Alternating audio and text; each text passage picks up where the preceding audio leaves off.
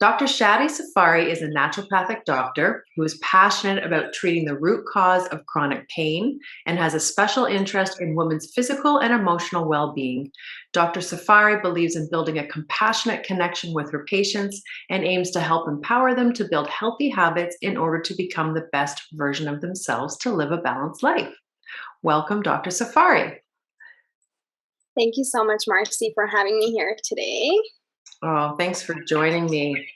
So we're going to chat about the microbiome and why maintaining a healthy microbiome is so incredibly important. So please tell us what the microbiome is and why it's important that it remains healthy. Yeah, absolutely. I must say that microbiome is such a fascinating topic, and I come across with it every day and treat it on daily basis in my practice. So our microbiome is very unique to ourselves. It's an acquired organ, basically, which we start acquiring at birth, and it kind of changes throughout life. It's made up of thousands of different species of bacteria, and is associated with every surface of our body. So we have most of our microbiome in our gut, about 70 to 80%. And from there, we have microbiome in our skin, in our lung tissue, and etc. And it's very important for our livelihood. And without it, we probably wouldn't really be able to live past the first 5 or 6 years of our life. So that's why it's very important. And it has many, many functions throughout our body. I feel like it's kind of new information in terms of science. It's kind of a newly discovered important part of our body. So it's so great that we can be talking about it. What are the top 5 functions of the microbiome? So I would say the most important function is of our gut microbiome would be in terms of digestion. It helps us with breaking down a lot of dietary fibers that we're not inherently able to break down, and from there making fuel, which would be short chain fatty acid, help with absorbing a lot of our minerals such as magnesium and calcium, as well as synthesis of a lot of vitamins. So a lot of the B vitamins are actually made by our gut microbiome, as well as vitamin K and biotin and so on and so forth. Mm-hmm. Um, Another important function I would be saying it's the connection between the brain and our gut and the microbiome, just because a lot of our neurotransmitters are made in the gut by the microbiome, that is basically connected to our brain. So, for example, serotonin, which is our happy hormone, is produced in the gut, as well as GABA, which is a common neurotransmitter. So, any dysbiosis in terms of the gut microbiome can cause inflammation and cause a lot of mood disorders such as anxiety and depression. Another function I would say is the connection between the skin and the gut microbiome, um, because the microbiome is basically the first line of defense on our skin. So it's going to protect us against invasion of any microbes or any viruses, as well as inflammation. So again, a lot of the inflammatory skin conditions like eczema and psoriasis and dermatitis are linked to dysbiosis in the microbiome. Mm-hmm. There's lots of function. Another one I would say is our immune system. About, again, 70% of our immune system is in the gut. So that would be making a lot of our secretory IgA, which is an antibody, which basically detect pathogens and kill it, is produced in the gut. And lastly, I would say metabolism of sugars and fats.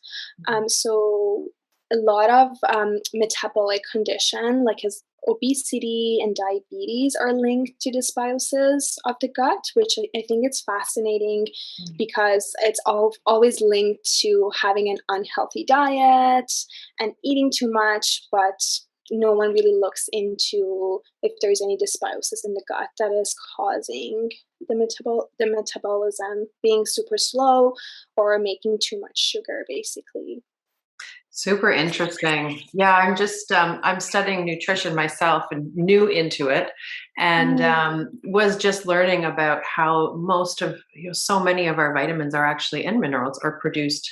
Actually, I don't think it was minerals, but vitamins are produced in the gut. And the one that struck me was vitamin D, and how I think it's a high percentage, 90% maybe, is produced in the gut. And so many people are deficient because of microbiome imbalance. Am I saying this correctly? Exactly. Yeah. A lot of chronic malabsorption is due to not having the correct bacteria to break down these food or to make these nutrients. So yeah, I'm seeing a lot of that in practice as well. Mm. Yeah, it's super interesting. I don't think many people are aware of that connection. So that being said, what are some tips that we can utilize to improve our microbiome? So in terms of tips, I would say diet is number one tip. Before finding out the root of dysbiosis or why you're having this dysbiosis would be diet. Mhm. So diets that are high in saturated fat and simple carbs, like a lot of processed sugar and processed carbohydrate, are linked to more dysbiosis. So I usually move patients into having about like 80% plant food, so that will be legumes, nuts and seeds, vegetables, and dark leafy greens will help with having a better composition of microbiome, as well as eating foods that are high in antioxidants. So those are mostly colored vegetables. So eating foods that are dark purple, like plums and cabbages, as well as peppers and all of those colored vegetables is key in terms of antioxidants, as well as prebiotic and probiotic. And we can totally discuss that further in terms of what is prebiotic and what is probiotic, because I know that's another topic that a lot of people are not clear Mhm. about their differences. So, on that topic, probiotic and prebiotic, what is the difference between the two? A lot of people, as you mentioned, are super confused. Where do we get them and what's the difference? Yeah, so prebiotics are basically food for the bugs.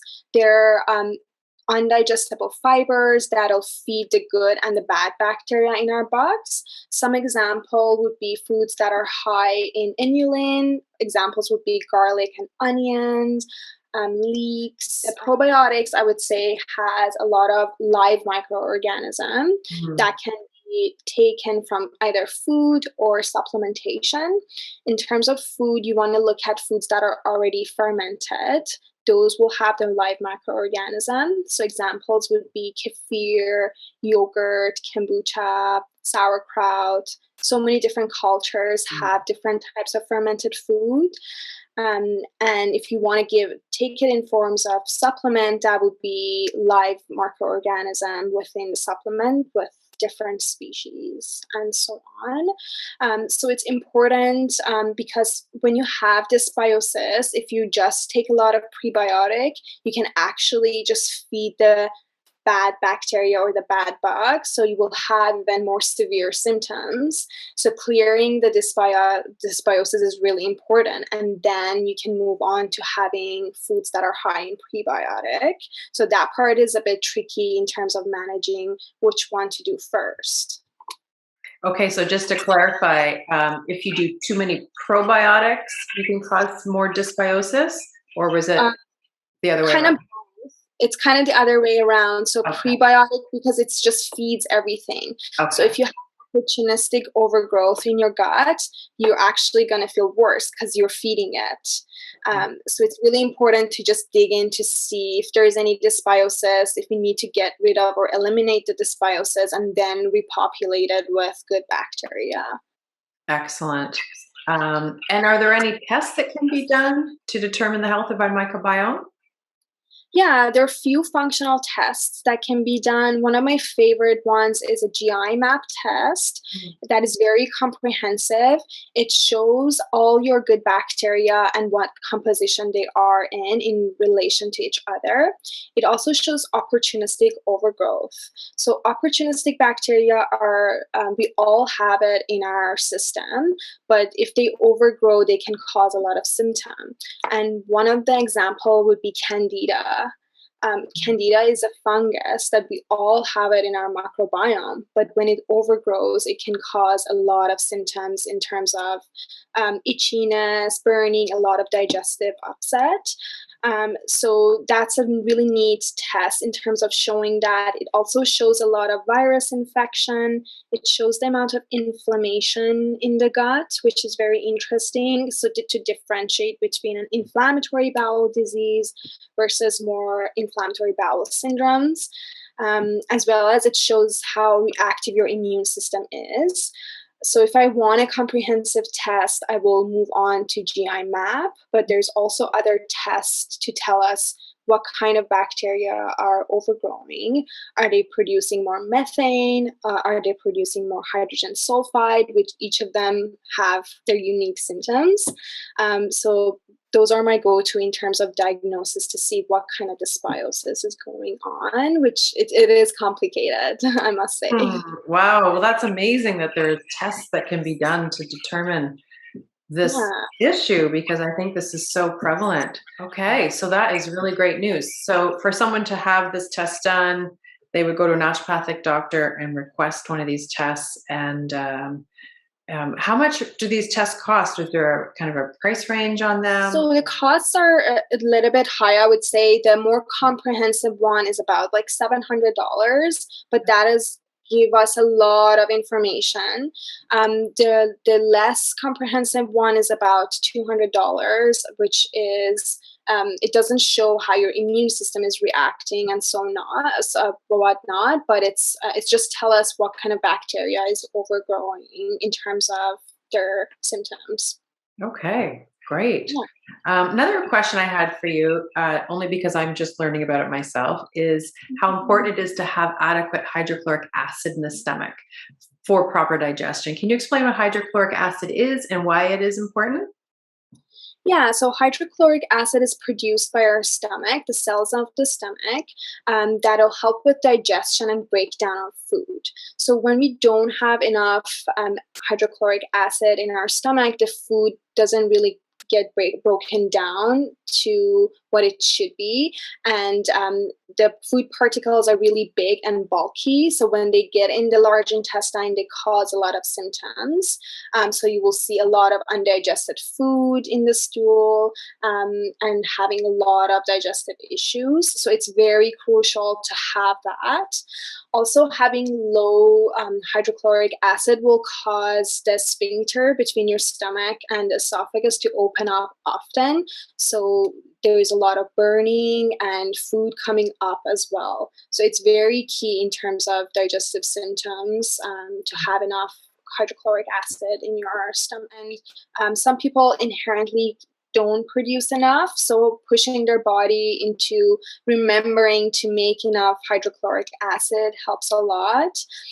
Also, eating more acidic food. I usually recommend lemon water in the morning to kind of stimulate and remind your body that, hey, like we need some acid production, Mhm. will help a lot in terms of lifestyle choices and modification. Okay, awesome tip. So, what are some illnesses or diseases that are caused by having an unhealthy microbiome? And what are some of the symptoms that one would kind of start showing? What would start showing up? Yeah, I would say mostly it usually shows as digestive issues. So having a lot of gas and bloating, usually bloating is really excessive and kind of builds up throughout the day. Having irregular bowel movements like diarrhea or constipation would be another digestive symptom. In terms of other symptoms, someone that gets sick often can totally have a dysbiotic microflora because the immunity, a lot of it is coming from the gut. A lot of the skin conditions like eczema, psoriasis, and as well as mood disorders like anxiety and depression can easily be linked to dysbiosis in the gut. So it's a lot of symptoms actually that can clue you into looking into the gut. That's why gut is like my number one go-to. When I'm treating, I always ask about digestion. It doesn't matter what the patient is coming in for. Digestion is, I would ask about it. That's incredible how many things are all linked. I don't think many people realize the gut connection. So, is there anything else we should know about the microbiome?